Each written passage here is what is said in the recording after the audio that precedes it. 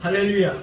아멘. 오늘도 보러가 복된 주일, 주임전에 나오신 귀하신 성도님들을 축복합니다. 아멘. 이제 여름과 가을이 겹쳐가는 한절기입니다. 특별히 감기에 조심하시기 바랍니다. 너무 무리들 하지 마시고 몸이 힘드시면 잘 쉬는 것도 중요합니다. 오늘은 마가복음 10장 1절에서 12절 말씀을 본문으로 이혼에 대해 가르치신 예수님이라는 제목으로 말씀의 은혜를 나누겠습니다. 예수님께서 십자가를 지실 때가 가까워지고 있었습니다. 얼마 남지 않은 동안 예수님은 그의 제자들을 집중적으로 가르치셨습니다. 마가복음 9장과 10장을 보면 예수님께서 그의 제자들을 가르치신 내용이 꼬리를 물고 계속적으로 이어지고 있습니다. 먼저 예수님은 그들에게 믿음을 가르치셨습니다. 앞으로 그들은 보는 것이 아니라 믿음으로 행해야 했기 때문입니다. 예수님은 그들에게 겸손과 간용과 화목을 가르치셨습니다. 그들은 서로 협력하면서 함께 하나님의 나라를 세워나가야 했기 때문입니다. 오늘 본문에서 예수님은 이혼에 대해서 말씀하시고 계십니다. 그 계기는 바리새인들이 예수님을 시험하려고 이혼에 대해서 물었기 때문입니다. 예수님은 먼저 그들의 질문에 답하셨습니다. 그런 후 예수님은 그의 제자들에게 더 분명한 교훈을 주셨습니다. 그 당시 사람들은 이혼을 아주 쉽게 생각했습니다. 그들은 이혼을 하면서도 전혀 죄의식을 느끼지 않았습니다. 오히려 그들은 이혼하는 것을 하나의 용기 있는 행동으로 여겼습니다. 어찌 보면 오늘날의 상황과 아주 비슷하다고 할 수 있습니다. 그러나 중요한 것은 세상의 풍조가 아닙니다. 어그러진 세상이기 때문입니다. 마귀가 지배하는 세상이기 때문입니다. 나날이 하나님의 뜻을 거스르는 세상이기 때문입니다. 언제나 하나님의 말씀이 중요합니다. 하나님의 말씀이 성경에 계시는 하나님의 뜻만이 절대적인 줄로 믿습니다. 아멘. 결론부터 먼저 말씀을 드립니다. 말라기서 2장 16절 말씀과 같이 한마디로 하나님은 이혼하는 것을 미워하십니다. 말라기 3장 6절 말씀과 같이 하나님은 편하지 아니하십니다. 그러므로 예나 지금이나 이혼하는 것은 하나님의 뜻이 아님을 분명히 우리가 알아야 합니다. 오늘 본문의 말씀을 통해서 우리 모두 결혼의 의미와 소중함을 다시 한번 깨닫는 우리 모두가 되기를 원합니다. 그리고는 우리 모두 각자의 가정에 더욱 충실한 우리가 되기를 바랍니다. 그러면 이제부터 오늘 본문의 말씀을 세 대지로 나누어서 좀 더 자세하게 상고해 보도록 하겠습니다. 첫째로 바리새인들의 질문입니다. 오늘 본문 마가복음 10장 1절 말씀을 보겠습니다. 예수께서 거기서 떠나 유대 지경과 요단강 건너편으로 가시니 무리가 다시 모여들거늘 예수께서 다시 전례대로 가르치시더니. 아멘. 예수님은 갈릴리 가버나움을 떠나셔서 유대 지경을 향하셨습니다. 물론 예수님의 목적지는 유대 지경에 있는 예루살렘이었습니다. 그런데 오늘 본문은 예수님이 요단강 건너편 곧 베레아에 가셨음을 밝히고 있습니다. 헬라어로 베레아는 건너편이라는 뜻입니다. 예수님이 요단강 건너편으로 가셨을 때입니다. 무리가 다시 예수님에게 모여들었습니다. 그들 가운데는 베레아에 사는 유대인도 있었을 것입니다. 또한 유월절을 맞아 갈릴리에서 베레아를 거쳐 예루살렘으로 가는 유대인들도 많았을 것입니다. 예수님은 다시 전례대로 그들을 가르치셨습니다. 마가복음 1장 14절에 15절 말씀처럼 예수님은 그들에게 하나님의 나라의 복음을 전파하신 것입니다. 예수님은 그들에게 이와 같이 외치셨을 것입니다. 뭐라고 외치셨을까요? 때가 찼고 하나님의 나라가 가까이 왔으니 회개하고 복음을 믿으라. 아멘. 마태복음 19장 2절 말씀을 보면 이때 예수님은 그들의 병도 고쳐주셨습니다. 바라옵기는 우리 모두도 능력을 받아서 손을 얹으면 귀신이 떠나가고 병도 치유되는 하나님의 사람들이 되기를 축복합니다. 그러니까 예수님은 권능을 행하심으로 자신이 그리스도임을 드러내신 것입니다. 이렇듯 전례대로 예수님은 그들 자신이 그들에게 자신이 그리스도임을 나타내시며 그들에게 구원의 길을 가르치신 것입니다. 우리는 본문 마가복음 10장 2절 말씀을 보시겠습니다. 바리새인들이 예수께 나와 그를 시험하여 묻되 사람이 아내를 버리는 것이 옳으니까. 바리새인들은 참으로 끈질긴 사람들이었습니다. 그들은 악의를 품고 예수님께 나왔습니다. 그들은 예수님을 시험하러 들었습니다. 그러니까 그들은 이미 계산된 질문을 통해서 예수님을 시험에 빠뜨리도록 유도한 것입니다. 그들이 예수님께 던진 질문은 이러했습니다. 사람이 아내를 버리는 것이 옳으니까. 마태복음 19장 3절 말씀을 보면 그들의 질문이 좀 더 자세하게 기록되어 있습니다. 사람이 어떤 이유가 있으면 그 아내를 버리는 것이 마땅하니까. 유대인들의 탈무드를 보면 그들의 이혼 사유를 잡다하게 열거하고 있습니다. 예컨대 아이를 낳지 못한 경우, 시모에게 나쁜 말을 했을 경우, 다른 남자와 대화를 했을 경우, 밖에서 머리를 풀었을 경우, 음식을 태우거나 맛을 제대로 내지 못할 경우 등등입니다. 그러니 그 당시 이혼하기가 얼마나 쉬웠겠습니까? 자기 아내를 버리고자 하면 필요한 구실을 얼마든지 만들 수가 있었습니다. 따라서 이때 예수님에게 모여든 무리 가운데는 이미 자기 아내를 버리고 다른 데에 장가든 자들도 많이 있었을 것입니다. 바로 그와 같은 무리 앞에서 바리새인들은 짐짓 예수님께 물었던 것입니다. 사람이 아내를 버리는 것이 옳으니까. 그들은 예수님이 무엇이라고 대답하실지를 미리 계산하고 있었습니다. 분명 그들은 예수님의 산상수를 이미 들어서 알고 있었을 것입니다. 예수님의 산상수훈인 마태복음 5장 31절에 32절 말씀을 보면 예수님께서는 음행한 이유 없이 이혼하는 것을 금하였습니다. 따라서 그들은 예수님이 옳지 않다라고 대답하실 것을 내심 기다렸습니다. 이로써 그들은 두 가지를 깼던 것입니다. 하나는 그들은 예수님과 무리를 떼어놓으려고 했습니다. 예수님의 대답에 따라서 거기에 있는 많은 사람들이 가늠한 자로 전락되고 말기 때문입니다.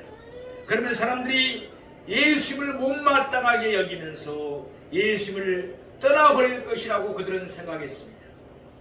또 하나는 그들은 예수님을 죽이려고 했습니다. 마가복음 3장 6절 말씀을 보면 이미 그들은 헤롯 땅과 함께 예수님을 죽이려고 깨했습니다. 이제 그들은 예수님을 죽여 없애버릴 절호의 기회가 자기들에게 찾아왔다고 여겼을 것입니다.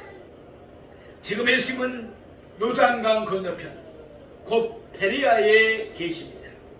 베레아는 분봉왕 헤롯이 다스리는 영토였습니다. 바로 그곳에 있는 마케루스라는 요새에서 세례 요한은 헤로드이의 목배임을 당했습니다. 그 이유가 무엇이었습니까? 우리가 잘 아는 대로 마가복음 6장 18절 말씀처럼 세례 요한이 헤롯에게 이와 같이 말했기 때문입니다. 동생의 아내를 취하는 것이 옳지 않다. 헤롯은 그의 아내를 버리고 그의 동생 빌립의 아내인 헤로디아에게 장가들었습니다. 세례 요한은 그것이 옳지 않다고 지적했던 것입니다. 안 그래도 헤롯은 예수님의 소문을 듣고서 세례 요한이 죽은 자 가운데서 살아났다고 여겼습니다. 그런 중에 예수님이 그의 이혼에 대해서 세례 요한과 같은 똑같은 말씀을 하시면 어떻게 되겠습니까?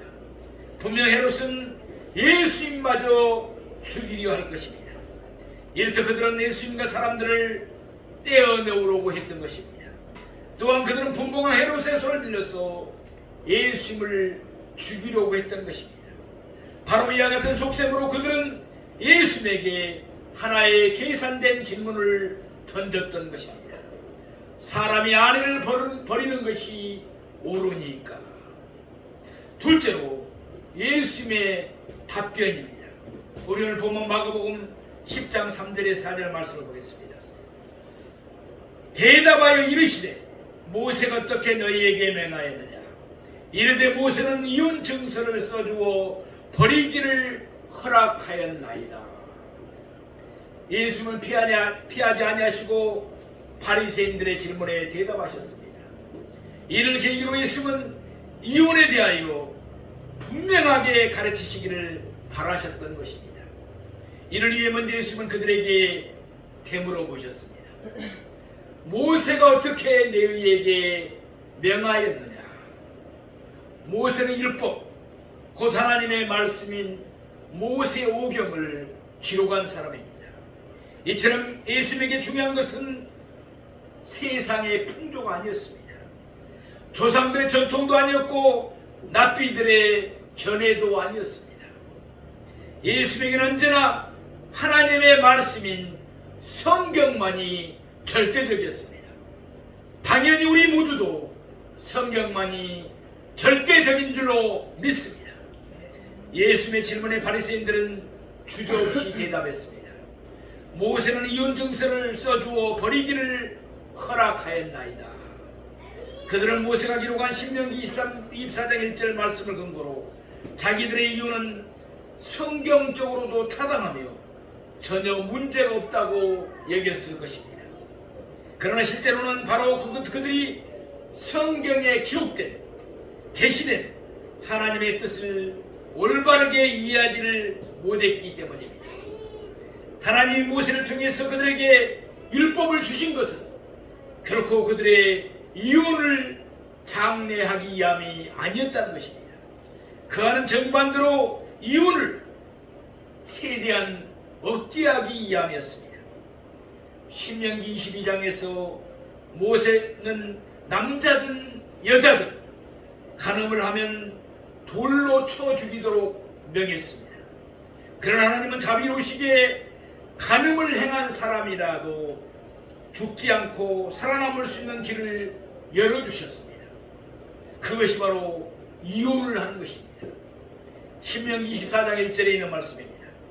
남편이 자기 아내에게서 수치스러운 일을 발견하고 그와 함께 살기를 기뻐하지 않아 그를 자기 집에서 내보내기로 했습니다. 그럴 때는 그에게 이혼 증서를 써줘야 했습니다. 그런데 여기에는 명령행이 사용되지 않았습니다. 절대적이지 않다는 것입니다. 당시 여자에게는 경제력이 없었기 때문에 여자 혼자서는 살아갈 수가 없었습니다. 신명기 24장 2절 말씀처럼 이혼을 당한 여자는 어쩔 수 없이 다른 남자의 아내가 되어야 했습니다. 그래서 여자에게 이혼 증서를 줘서 다른 남자와 결혼할 수 있도록 했던 것입니다. 모세가 명하는 바는 이혼 증서를 주어서 자기 아내를 버리라는 것이 아니었습니다. 오히려 자기 아내를 내버릴 때는 그만큼 신중하게 생각하라는 것이었습니다. 한 번 내보내면 다시 맞이할 수가 없기 때문입니다. 우리 마가복음 10장 5절 본문 말씀 보겠습니다. 예수께서 그들에게 이르시되 너희 마음이 안약함으로 말미암아 이 명령을 기록하였거니와. 아멘. 왜 사람이 이혼을 합니까? 사람의 마음들이 안약하기 때문입니다. 그래서 모세는 사람이 쉽게 자기 아내를 내보내지 못하도록 신명기 24장 4절에 있는 명령을 기록한 것입니다. 아내를 내보내면 다시 받아들이지를 못합니다. 그러니 함부로 이혼하지 말라는 것입니다. 예컨대 자기 아내보다 더 마음에 드는 여자가 생겼습니다. 저 여자와 한 달만 살다가 헤어지고 본래 아내를 다시 맞이해야지. 이와 같이 안약한 잘못된 마음을 품지 못하도록 모세는 한 번 내보낸 여자를 다시 아내로 맞이하지 말라는 명령을 기록했던 것입니다. 내가 젊어서 취한 아내, 내게 귀한 자녀를 낳아준 아내인데 어찌 그리도 쉽사리 내보낼 수 있다는 말인가? 한 번 내보내면 다시는 맞아들이지를 못한다. 그러니 내보내기 전에 다시 한번 깊게 생각해봐라. 이러한 뜻으로 모세는 이 명령을 기록한 것입니다. 사람의 마음이 안약하다는 사실은 바리새인들을 보면 잘 알 수가 있습니다. 예수님이 그들에게 물으셨습니다. 모세가 어떻게 너희에게 명하였느냐? 이때 그들은 모세가 기록한 창세기에 게시된 창조 결혼의 원리를 들어서 예수님의 질문에 대답해야 함이 마땅했습니다.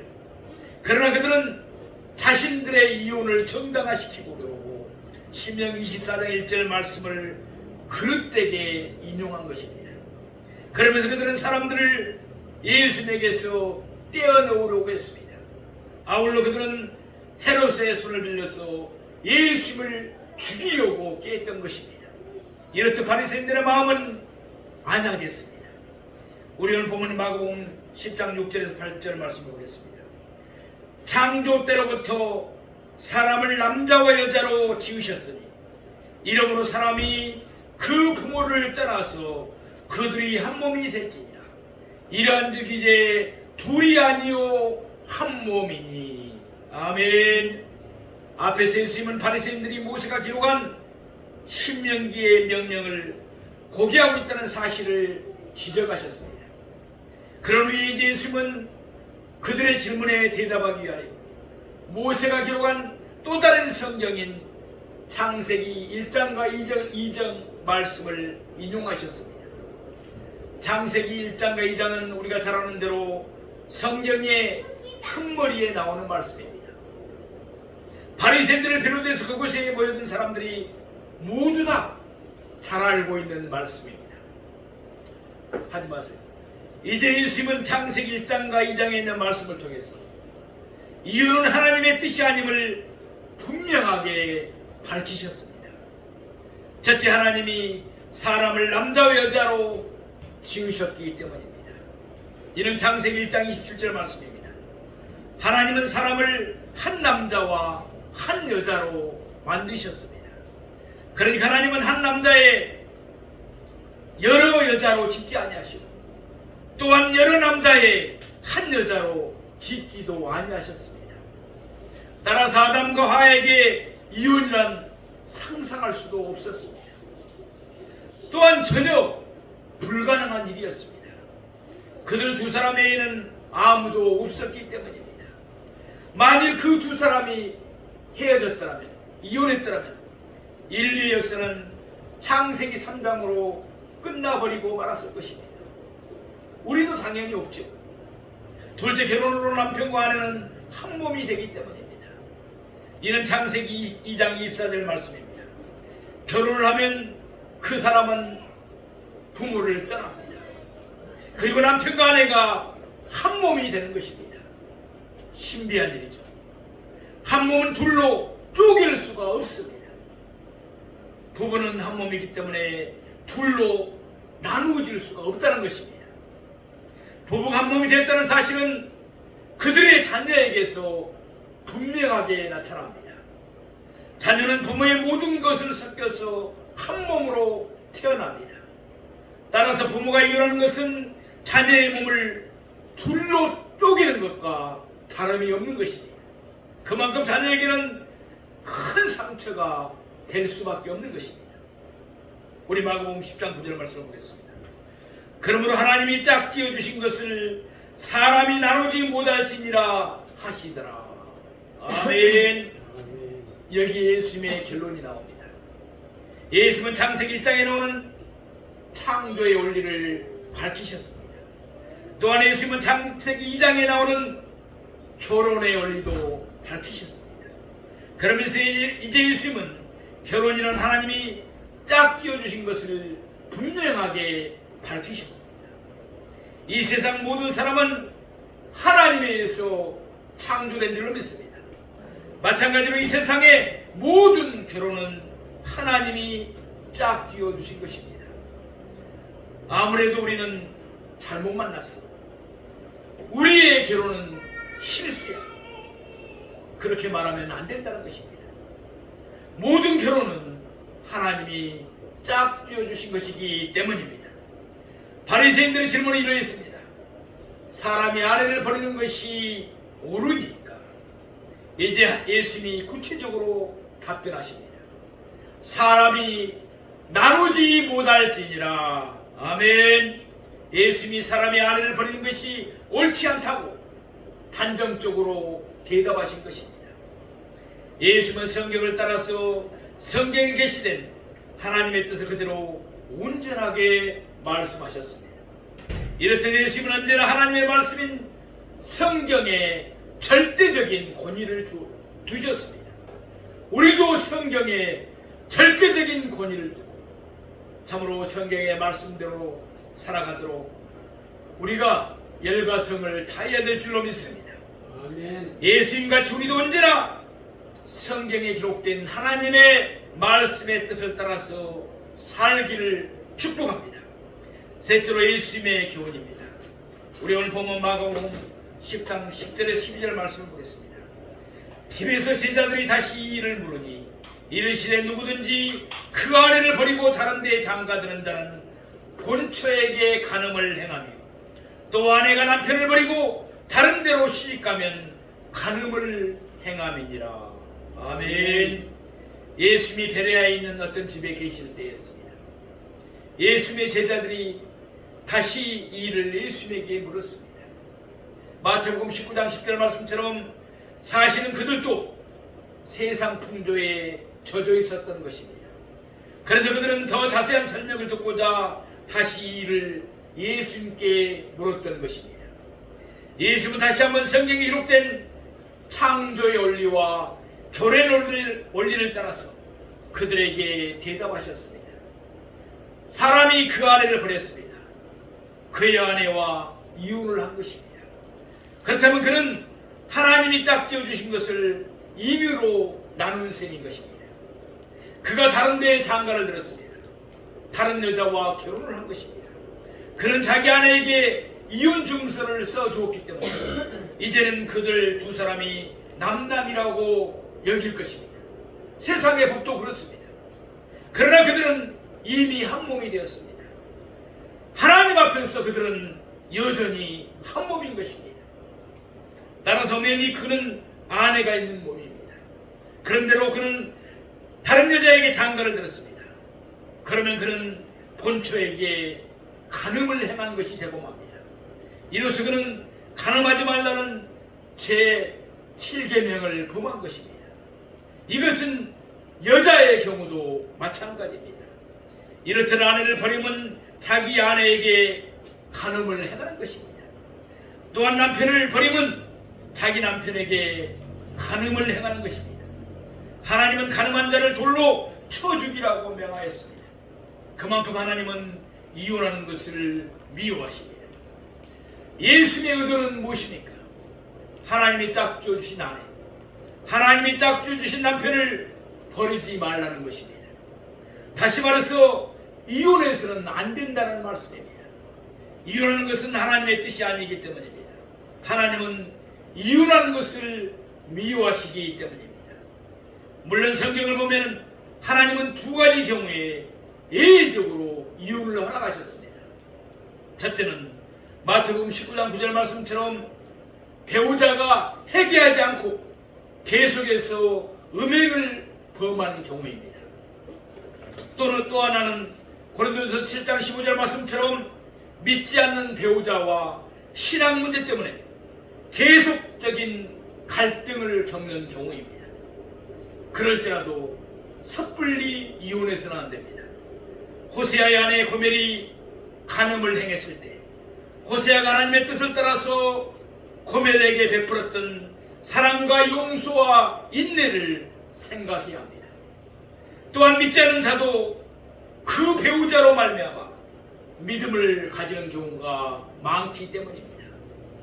제10계명에서 금하고 있는 것처럼 이웃의 아내를 탐하면 안 됩니다. 예수님이 말씀하신 바와 같이 음욕을 품고 이웃의 아내를 보면 이미 간음한 것이 되고 맙니다. 따라서 아마도 우리 각자에게는 떳떳하지 못한 점들이 많이 있을 수가 있습니다. 요한복음 8장 11절 말씀을 보면 예수님은 간음하다가 잡힌 여자를 용서하시며 이와 같이 말씀하십니다. 가서 다시는 죄를 범하지 말라. 마찬가지로 예수님은 우리의 간음, 우리의 이혼까지도 용서하십니다. 그러면서 예수님은 우리에게 다시는 죄를 범하지 말라고 말씀하십니다. 사랑하시는 성도 여러분, 오늘 본문 바로 앞절인 마가복음 9장 50절에서 예수님은 우리 속에 소금을 두고 서로 화목하라고 했습니다. 당연히 부부 사이에도 소금을 두고 화목해야 함이 마땅할 것입니다. 우리 모두 소금을 두고 서로 화목한 부부, 서로 화목한 가정이 되기를 축복합니다. 아멘. 그래서 날마다 하나님의 축복을 풍성히 누리며 물된 동산처럼 늘 행복이 끊임없이 샘솟는 우리 모두의 가정이 되기를 주님의 이름으로 축원합니다. 아멘. 기도하겠습니다.